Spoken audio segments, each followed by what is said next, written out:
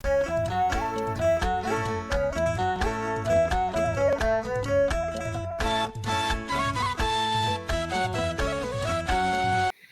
ይስጥልን አድማጭ ተመልካቾቻችን፣ ይህ የኔታ የተሰኘው መሰናዶ ነው። ይህን መሰናዶ ይዤላችሁ የምቀርበው እኔ ይድነቃቸው ከበደ ነኝ።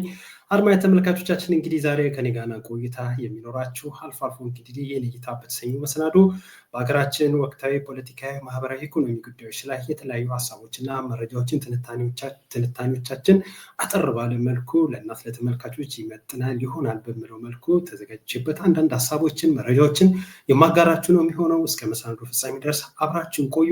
ወሳኝ ነጥቦች ላይ መረጃዎችን ማጋራችሁ ነው የሚሆነው። በቅድሚያ በትግራይ ስለተቀሰቀሰው ረሃብን በተመለከተ አንዳንድ መረጃዎች አሉ፣ እነሱ ወደ እናንተ አጋራቸዋለሁ። እንዲሁም ደግሞ በሃይማኖት ሰባኪያንን በሚሉ አንዳንድ ውርጋጦች አደባባይ ላይ ወጥቶ በሚናገሩት ንግግሮች ዙሪያ ላይ አሁን ላይ እየተሰሙና እየተነገሩ ያሉ መረጃዎች አሉ፣ እነሱንም አጋራቸዋለሁ። እንዲሁም ደግሞ የኢትዮጵያ የብር መግዛት አቅም ደግሞ አሁን ላይ የደረሰበት ደረጃ አለ፣ እሱን በተመለከተም ደግሞ የማጋራችሁ መረጃ ይኖራል። እስከ መሰናዶ ፍጻሜ ድረስ አብራችን ቆዩ።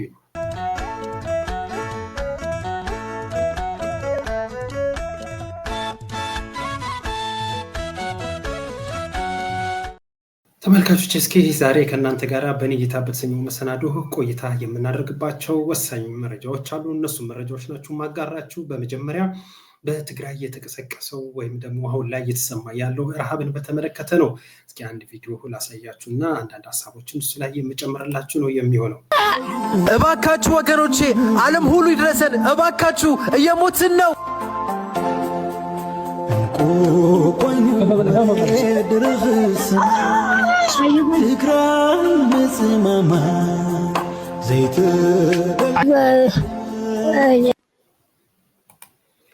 በእውነት ይህንን ማየት መስማትን በእጅጉ ያሳዝናል። ያው እዚህ ቪዲዮ ላይ እንደምትመለከቱት የተለያዩ ምስሎች፣ የተለያዩ ቪዲዮዎች በተለይ በትግራይ አካባቢ ከተከሰተው የረሃብ ጋራ በተገናኘ እየተሰራጩ ያሉ ማሳያዎች አሉ። እነሱን ስናይ በእጅጉ ያሳዝናል። በእርግጥ ረሃብ ጊዜ አይሰጥም። በትግራይ የሚሰማው ዜና እጅግ ልብ ሰባሪ ነው። ወገኖቻችን፣ እናት አባቶቻችን እንዲሁም ህፃናት በረሃብ አለንጋ እየተቀጠፉ ነው የሚገኙት። ለዚህ ዋነኛው መንስኤ ደግሞ የተፈጥሮን ጉዳይም አይደለም። ይሄ በዋነኝነት ሰው ሰራሽ የሆነ ረሃብ ነው። ለዚህም ዋነኛው ምክንያት ደግሞ በሀገራችን የተከሰተው ፖለቲካዊ ችግር ነው። በተለይ በዛ አካባቢ ያለው ፖለቲካዊ ቀውስ በንጹሃን ላይ እየደረሰ ያለው በደል፣ ሰቆቃ፣ ረሃብ፣ ችግር አንድ አይደለም፣ በተደጋጋሚ እየተስተዋለ እየታየ ነው ያለው። በዛ በአካባቢ ያለው እንግዲህ ሰዎች ትግራዮችን በፖለቲካ መጠቀሚያ እየሆኑ ነው ያሉት። እነሱም እንግዲህ ማስያዣ እየተደረገ ነው የሚገኘው። ማዕከላዊ መንግስቱ በተለይ የፌዴራል መንግስቱም እንደ አንድ ማስያዣ የትግራይን ህዝብን ይጠቀማል። በዛም ያሉት ህወሓታውያን ደግሞ ልክ እንደዚሁ የትግራይ ህዝብን ማስያዣ ነው የሚያደርጉት።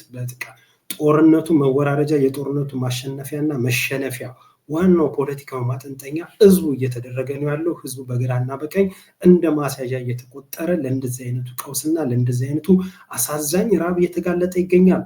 አሁን እንግዲህ ከባለፉት 2 ዓመታት በፊት በተካሄዱ በሰሜኑ የሀገራችን ጦርነት ምክንያት ተፈናቅሎ የመጡት ናቸው ከተለያዩ አካባቢዎች ተብለው ነው እንግዲህ አሁን መረጃው እየተሰራጨ ያለው።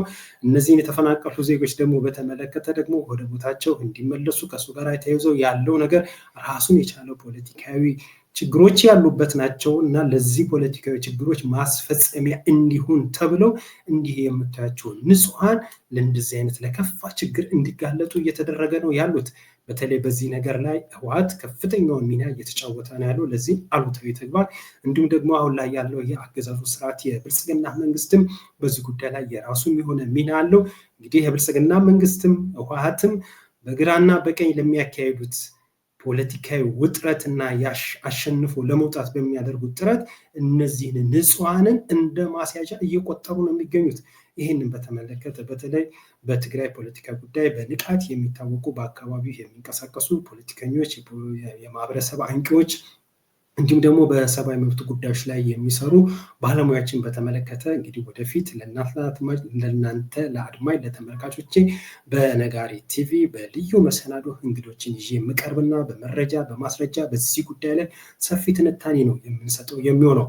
አሁን ላይ ግን ይህንን ረሃብን በተመለከተ በተለይ የታዩ በጎ ተግባራቶች አሉ። እነሱን በተመለከተ አንዳንድ መረጃዎችን ለእናንተ ለማጋራት ነው። ያው የኔ እይታ እንደመሰኘቱ መጠን ይሄ ፕሮግራም በዚህ ጉዳይ ላይ ከረሃቡ ጋር በተያያዘ በተለይ የፖለቲካዊ እንድምታው ምን ይመስላል፣ ቅድም ስገልጽላችሁ እንደነበረው በዚህ ጉዳይ ላይ የማዕከላዊ መንግስቱ ማለትም አሁን ላይ የአገዛዙ ስርዓት እየመራ ያለው የብልጽግና መንግስት እንዲሁም ደግሞ ህወሓት በዚህ ጉዳይ ላይ በዋነኝነት ተጠያቂ ነው የሚሆኑት እንዴት ስለሚለው ነገር ቀደም ብዬ እንደገለጽኩላችሁ በትግራይ አካባቢ የሚንቀሳቀሱ ፖለቲከኞች እንዲሁም ደግሞ በትግራይ ብቻም ሳይሆን በኢትዮጵያ ጉዳይ ላይ በሰብአዊ መብቶች አያያዝና ጥበቃ ላይ የሚንቀሳቀሱ የሚሰሩ ሰዎችን፣ አክቲቪስቶችን፣ ጋዜጠኞችን፣ የተለያዩ አካላቶችን በመጋበዝ በዚህ ጉዳይ ላይ ትንታኔ ሀሳብ እንዲሰጡ እኔም በዛ ወቅት የራሴን ሀሳብና ትንታኔ የምሰጥ ነው የሚሆነው። አሁን ግን እዚህ በምስሉ ላይ እንደምንመለከተው አሁን ቲክቶከሮች ያወጥተው በበጎ ስራቸው እያየን ያለኑት ያው ቲክቶከሮች መመስገን መቻል አለባቸው። በዚህ ቀደም ያው እንግዲህ ብዙ ትችት እናቀርብባቸው ነበረ። ያው እንግዲህ በቲክቶክ መንደር ጤነኞች ነጥረው እየወጡ ነው። በአብዛኛው ቲክቶክ መንደር እንግዲህ እንደምናውቀው ስድብ ነው፣ ዘለፋ ነው፣ ከሰላምታ ነው፣ በጣም ነውር የበዛበት መንደር ነው።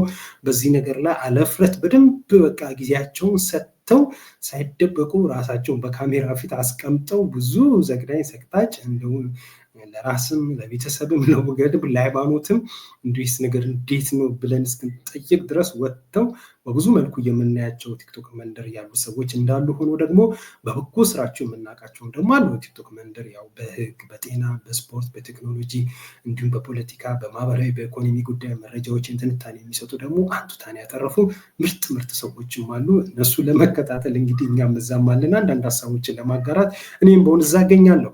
አሁን ላይ ደግሞ ቲክቶክ ያው እንደዛ ያልተገባ ነገር እንደምናይበት ሁሉ ደግሞ አሁን ደግሞ ወጥተው እዚህ ላይ እንደምናያቸው ሰዎች ደግሞ በበጎ ስራ ደግሞ የምናያቸው አለ።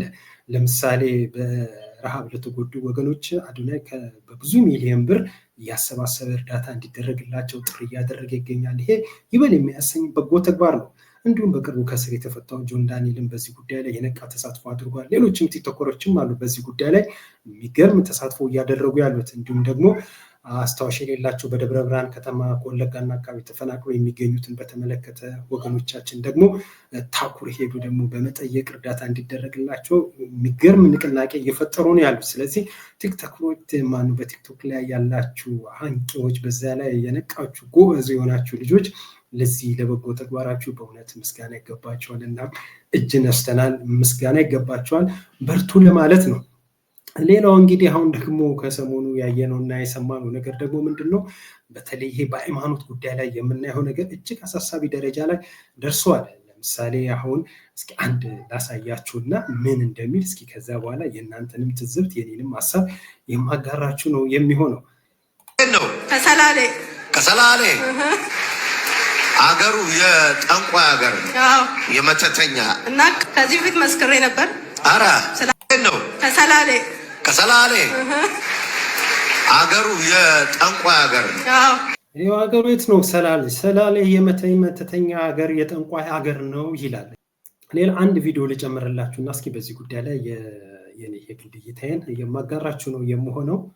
እስኪ ደግሞ ይሄንን ጎበዝ ተመልከቱት።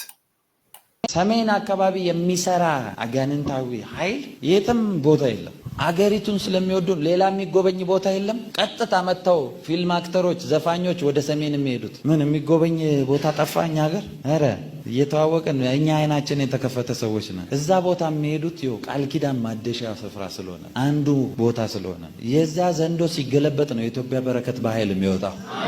ደግሞ አምናለሁ ጊዜው ደርሷል። አሁን ጊዜው ደርሷል። አሁን ደም ሲጠጣ የነበረ የለመደ መንፈስ ይገለበጣል። በኢየሱስ ይገለበጣል። በሉ እስቲ ይገለበጣል።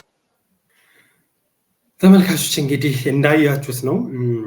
አንደኛው ምን ይላል እንግዲህ እስኪ በደንብ ይሄንን በማህበራዊ ድረገጽ ያጋራሁትን ሀሳብ ነው እዚህም ለእናንተ ማጋራችሁ። ሰላሌ ህጉ ይሰራል፣ ለሰሜኑ ህጉ ምን አባቱ ያመጣል የሚል አጭር ጽሑፍ አጋርቻለሁ። እሱ ነው ለእናንተ መማጋራችሁ። እንግዲህ የማንም ርጓድ ጥላቻውን በመጽሐፍ ቅዱስ ጠቅልሎ አዋጅ እያወጀ መንጋው ደግሞ አሜን ይላል። ቅድም እንዳያችሁት ሁለቱም ጋር ያው ከሰላሌ ሲል አሜን ይላል። ሰላሌ ህዝብ ጠንቋይና መተተኛ ነው ሲል አሜን ይላል። ያኛው ደግሞ ውርጋጤ ወጠጤም ደግሞ አይታችሁት እንደሆነ እሱም ያው ሰሜኑ አካባቢ የተቀበረው ዘንዶ ነው ኢትዮጵያን ወደፊት ማራመዳት ብሎ ሌሎች አስነዋሪ ነገሮች ይናገራል። እዚያ ያሉት ደግሞ መንጋው አሜን ይላል።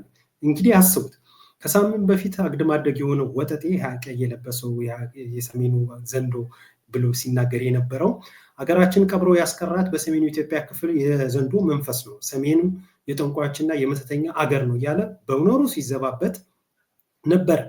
አሁን ደግሞ ነብይ ተብዬው ሄኖክ ደግሞ ይሄኛው ሁለተኛው ደግሞ ሰላሌ የመተተኞች ሀገር ነው፣ የሰላሌ ህዝብ መተተኛና አስማተኛ ነው እያለ ቅርሻቱን በአደባባይ እየተፋ ይገኛል። ሁለቱም ጥላቻን በአደባባይ ሰብኳሉ። ህዝብን በሃይማኖት ሽፋን መዝለፍና ማዋረድም ስራዬን ብለው ተያይዘውታል። ልክ እዚህ ላይ እንዳያችሁት። ሆኖም ግን ልብ አድርጉ አድማጭ ተመልካቾቼ፣ ሆኖም ግን ሰሜኑ የመተተኞችና የጠንቋዮች ሀገር ነው ሲባል የብልጽግና መንግስት ደጋፊዎች አንድም ነገር ትንፍሽ አላሉ። ያ ቀደም ብሎ ያያችሁት ማለት ነው። ቪዲዮን ላሳያችሁ እችላለሁ። የትም ቦታ የለም። አገሪቱን ስለሚወዱ ሌላ የሚጎበኝ ቦታ የለም። ቀጥታ መጥተው ፊልም አክተሮች፣ ዘፋኞች ወደ ሰሜን የሚሄዱት ምን የሚጎበኝ ቦታ ጠፋ? እኛ ሀገር ኧረ እየተዋወቅን እኛ አይናችን የተከፈተ ሰዎች ነን። እዛ ቦታ የሚሄዱት ይኸው ቃል ኪዳን ማደሻ ስፍራ ስለሆነ አንዱ ቦታ ስለሆነ የዛ ዘንዶ ሲገለበጥ ነው የኢትዮጵያ በረከት በኃይል የሚወጣው። ልብ አድርጉ እንግዲህ በዚህ ደረጃ በነውሩ ተዘባብቶ ነበር። ይህንን አስመልክቶ ባለ ህሊናዎች በማህበራዊ ድረገጽ በተለያየ መልኩ ይህ ነውረኛ ተይዞ ለህግ እንዲጠየቅ አካባቢ ማህበረሰብን ለይቶ በዚህ ደረጃ ማለቱ የሃይማኖታዊ ስብከት ሳይሆን ሃይማኖታዊ ሽፋን ያደረገ አደገኛ የጥላቻ ንግግር ነው ተብሎ ቢነገርም ምንም የሆነው ነገር የለም ይህ ሰው። ምክንያቱም ያው የወንጌላዊ የብልጽግና መንግስት በራሱ ይህንን ነገር ሊቃወም አልቻለም፣ ሊጠይቅም አልቻለም። ዝም ነው የተባለው። የብልጽግና መንግስት ደጋፊ ነን የሚሉትም በዚህ ልጅ ጉዳይና በዚህ ንግግር ላይ አንዳችም ሲናገሩ አንዳችም ምንም ሲሉ አልተሰሙም። ሆኖም ግን አሁን ለንጽጽር እንዲረዳችሁ፣ ሆኖም ግን አሁን ላይ ደግሞ ይሄ ሰው ወጣና እዚህ በቪዲዮ ላይ ታዩት አገሩ የጠንቋይ ሀገር ነው፣ የመተተኛ እና ከዚህ በፊት መስክሬ ነበር። አራ ስለ አረቄ ነው ከሰላሌ እንግዲህ ይሄ ደግሞ ወጥቶ የአገሩ ምንድነው ከሰላሌ የጠንቋይ ሀገር ነው የሰላሌ የጠንቋይ ሀገር ነው የመተተኛ ሀገር ነው ብሎ እኔ ቃላቱም ራሱ መድገምም እጅግ ዘግናኝ ነገር ነው። በእንዲህ መልኩ በነውሩ ተግባሩ ይህም ሲዘባበት ነበር። ሁለቱም ማህበረሰብን አካባቢ ለይቶ የሃይማኖትን ሽፋን አድርገው ህዝብን አካባቢን እያዋረዱ እየሰደቡ በነውሩ ተግባራቸው እዩኝ የሚሉ ሃይማኖታዊ ካባን ደርበው ጥላቻን የሚዘሩ ነውረኞች ናቸው። ሁለቱም በነውሩ ተግባራቸው አንዱ ትንሽ አንዱ ትልቅ የሚባል የለም። ሁለቱም ነውረኞች ናቸው። ቅድም ግን እንደገለጽኩላችሁ የሃኛው በሰሜኑ ያለው ብሎ እንደዛ በሚናገርበት ወቅት አሁን ወደ ትዝብተኝ መጣላችሁ የብልጽግና መንግስት ደጋፊዎች አክቲቪስቶች አንዳችም ያሉት ነገርም የለም። ህጉም ምንም ያለው ነገር የለም። ህጉ ለሁላችንም እኩል ነው። ሆኖም ግን ምንም የተደረገ ነገር የለም። በዛኛው ሰባኪ ነኝ ባይ ምክንያት ሰሜኑ ብሎ እንደዛ ሲዘርፍ ለነበረው ማለት ነው። ይሄኛው ደግሞ ወጣና የሰላሌ ብሎ እንዲህ አይነቱ ነውረኛው ነገር በተናገረ በቀናት ልዩነት የብልጽግና መንግስት ደጋፊዎች ወጥተው ይሄንን ነውር አወገዙ። ነውሩን ማውገዝ በራሱ ምንም ስህተት የለው። እኔም የማውገዘው ነው፣ ማንም ባለ ህሊና የሚያውገዘው ተግባር ነው። ጥያቄው ግን የነውር ምርጫ የለውም፣ የመጥፎ ተግባር ምርጫ የለውም። ሁለቱም ሃይማኖትን ሽፋን አድርገው ይሄን ሰላሌ ያ ደግሞ ሰሜንን ጠንቋይ መተተኛ ሟርተኛ ምናምን እያሉ ህዝቡንም አካባቢውንም ሲዘርፉ ሲያዋርዱ ነበር። ለዛኛው ሲሆን ምንም አይባልም፣ ለዚህኛው ሲሆን ይባላል። አሁን ምን ሆነ? የዚህ ሰላሌን ህዝብና አካባቢን እያዋርድ የነበረ ይህ ነውረኛ ሰው ይሄን በመናገሩ ወጡና አክቲቪስቶቹ ተናገሩ። መንግስትም ደግሞ ወጣና በዚህ ሰው ላይ የህግ ምርመራ አደርጋለሁ ብሎ ህጉም ተግባራዊ ሊሆን በሂደት ላይ ይገኛል። የመንግስትም አክቲቪስቶች ደግሞ ወጥተው ይህን ሰው ያወግዘዋል። እንዲህ አይነት የለየለት የነዚህ ነውረኞቹ በአደባባይ ላይ ወጥተው ነውር የፈጸሙት እንዳለ ሆኖ ባለ ህሊናንን የሚሉ መርጦ አልቃሾች የአንድ ቦታ ሲሰደብ የአንዱ ሃይማኖት ሲሰደብ የአንድ ሰው አካባቢ ሲሰደብ የሆነ ብሔር የሆነ አካባቢ ሲሰደብ ምንም የማይመስል ህጉም ሁሉም ነገር የሚፈቀድለት ሌላው ደግሞ ሲሆን ህጉም የትኛውም ነገር የማይፈቅድለትና የሚጠየቅ መሆኑ እጅግ አደገኛና ትዝብት ውስጥ የሚጥል ነው። እንዲህ አይነቱን የነውር ተግባር ሁላችንም ልናወግዝ፣ ሁላችንም ልንከላከል ኃይል ልንል ይገባል። በእርግጥ አሁን እዚህ የሰላሌውን ጉዳዩን አስመልክቶ ይሄ ሰላሌ ህዝብ እዛ አካባቢ መተተኛ ነው ጠንቋይ ነው እያለ በተናገረው ነገር አስመልክቶ ፕሮቴስታንት የሃይማኖት ተቋማት ህብረት የሆነ ምናምን ጥሴ ምናምን ይባሉ ወጥቶ በእነሱ ዝርዝር ውስጥ ያሉ በእነሱ ቋት ውስጥ ያሉ ወጥተው የቸርች ኃላፊዎችም ቸርቾችም የተለያየ ስያሜና እንትን ያላቸው እነሱ መረጃ ጊዜም አልሻማባቸው አሁን እየወጡ የዚህ ሰው ንግግር ትክክል አይደለም ሰውም ካውዶችን የተረዳው ብለው አንዳንዶቹ ተቋማትና ግለሰቦች ካውዶችን የተረዳችሁ ብለው ማብራሪያ ለመስጠት እየመጡ ነው። አንዳንዶቹ ደግሞ ይሄ ያልተገባ ተግባር ነው ብለው ለማውገዝ እየመጡ ነው ያሉት። በመንግስት በኩል ደግሞ የህግ ምርመራ ለማድረግ የተደረገ ነው። ሴትዮዋን በተመለከተ በቁጥጥር ስር ዋለች። ይሄም ነብይ ሰባኪ ነኝ የሚለውም ደግሞ ሰውን በተመለከተ የህግ ምርመራ ሊደረግበት በሂደት ላይ ነው የሚል የአቃቤ ህግም የተለያዩ መረጃዎችን እየወጡ ይገኛሉ። እንዲህ አይነቱ ተግባር ሲፈጸም አድሎ መሰረትን ባደረገ መሆን መቻል የለበትም። ለሁሉም ሃይማኖት ህጉ እኩል ሽፋን መስጠት መቻል አለበት። ለሁሉም ሃይማኖት ሁላችንም እኩል ያልተገባ ነገር ሲከናወን ለምን ብለን መጠየቅ መቻል አለብን። ሃይማኖትን ሽፋን ባደረገ መልኩ አካባቢ ብሔርን ማንነትን መሰረት ያደረጉ ትችቶች፣ ዘለፋዎች፣ ስድቦች፣ መዋረድ፣ ማንጓጠጥ ሃይማኖታዊም ተግባር አይደለም ሲጀምር እንዲሁም ደግሞ የትኛውም ባለ ህሊና ሊያደርገው የሚገባቸው ተግባር አይደለም። ከምንም በላይ ደግሞ በህግም በግልጽ የተቀመጠም ክልከላም ጭምር ነው። ይህም ስለሆኑ በሁሉም ዘንድ እኩል ይሄ ነገር ተግባራዊ ሊሆን ይገባል የሚል አስተያየት አለኝ። ሌላ እስኪ እንደ አንድ መረጃ ደግሞ የመጨረሻ አንድ መረጃ ላጋራችሁ። እሱም እዚህ በምስሉ ላይ እንደምታዩት ብርን በተመለከተ ነው። እንግዲህ አሁን እየወጣ ያለው የብር መረጃን በተመለከተ አጥር ያለ መረጃ ላጋራችሁና የዛሬ ልዩ መረጃ ማጋራት በዚህ እናበቃለን። የኢትዮጵያ ብር በዓለም አቀፍ ደረጃ በዝቅተኛ ዋጋ ደረጃ ካላቸው ገንዘብ ተርታዎች ተመድበዋል። የኢትዮጵያ ብር ከአሜሪካ ዶላር አንጻር ያለው ዋጋ በከፍተኛ ሁኔታ በማጣቱ በዓለም አቀፍ ደረጃ ከአርጀንቲናና ከቱርክ ቀጥሎ ሶስተኛው ደካማ መገበያ ገንዘብ ሆኗል። እንግዲህ ልብ አድርጉ፣ በዓለም አቀፍ ደረጃ የኢትዮጵያ ደካማ የመገበያ ገንዘብ በመሆን በሶስተኛ ደረጃ ላይ ተቀምጧል። እንደ ብሉምበርግ ዘገባ ከሆነ የብሩ ዋጋ በተያዘው የአውሮፓ ዓመት ውስጥ ብቻ በ15% ማሽቆልቆልም አሳይቷል።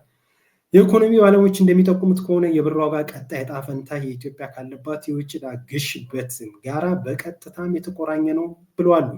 መንግስት የ3.5 ቢሊዮን ዶላር ብድር መልሶ ለማዋቀር ከአበዳሪዎች ኮሚቴ ጋር የመግባቢያ ስምምነት ላይ መድረሱ የሚታወስ ቢሆንም ሂደቱ መዘግየቱ በገንዘብ ላይ ጫናም ፈጥሯል።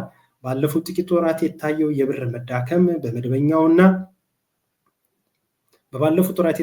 መዳከም በመደበኛውና በትይዩ ጥቁር ገበያ መካከል ያለው ልዩነት አባብሶታል። በአሁኑ ወቅት በመደበኛ በባንክ የ1 ዶላር የመግዣ ዋጋ 151 ብር አካባቢ ቢሆንም በጥቁር ገበያ ግን እስከ 180 ብር ድረስ እየተመነዘረ ይገኛል።